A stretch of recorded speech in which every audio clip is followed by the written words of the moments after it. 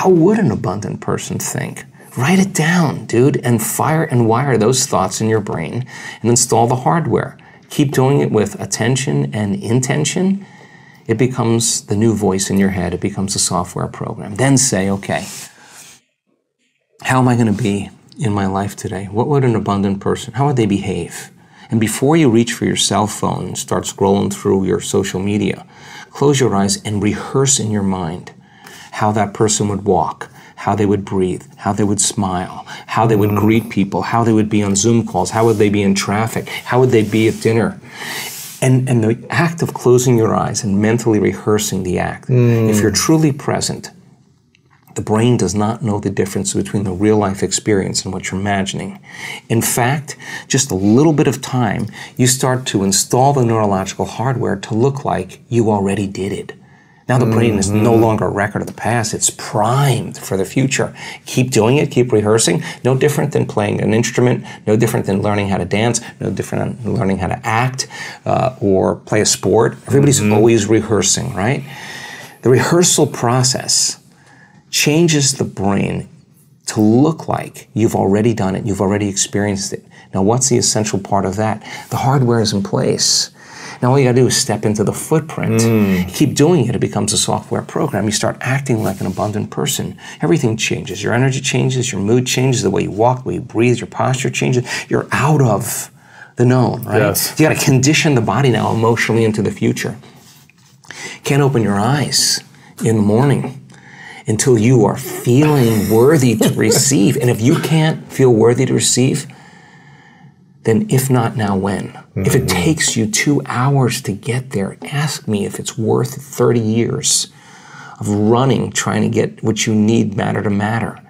Okay, so then the person who wrestles with their lack, they're out of the bleachers and they're on the playing field. Now, here's what we learned. Here's what we learned. Let's go back to beliefs now. So remember, belief is just a thought you keep thinking over and over again.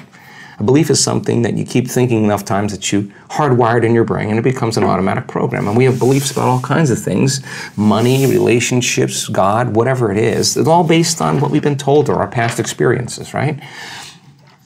The boundaries of those beliefs are our emotions, right? So let's just say you got betrayed or somebody abused you or your father told you that money was bad and there's never enough of it or whatever. That's a story, okay? But somehow it left an impression on you. Remember that event very clearly, and that's kind of rooted in who you are, right? Okay, so that emotion then is the boundary of our belief, okay? So how you think and how you feel creates your state of being. If you take a thought and a feeling, a thought and a feeling, a thought and a feeling, a thought and a feeling, that's called an attitude. A series of good thoughts with a series of good feelings, you say, I have a good attitude today. You have a series of negative thoughts that are connected to a series of negative feelings. You say, I have a bad attitude today.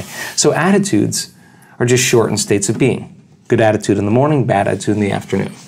If you take an attitude, an attitude, an attitude, and you keep those up, and you string attitudes together, you create what's called a belief. And a belief is just an extended state of being. So if you keep thinking the same thought, you keep hardwiring it in the brain, you keep feeling the same feeling, you keep conditioning in your body, the redundancy of that cycle over and over again conditions the body to subconsciously become the mind of that belief. And all beliefs are subconscious states of being. Okay. Take a belief, and you string them together, you form what's called a perception. And perceptions are just such extended states of being that we're unconscious, and so then we edit out reality. In fact, most people don't see things the way they are, they see things the way they are, right? And people are always filling in reality unconsciously based on their memory. They could be married to a person for 40 years and they don't see the person, they see the memory of the person, right? And there's research to prove this, okay?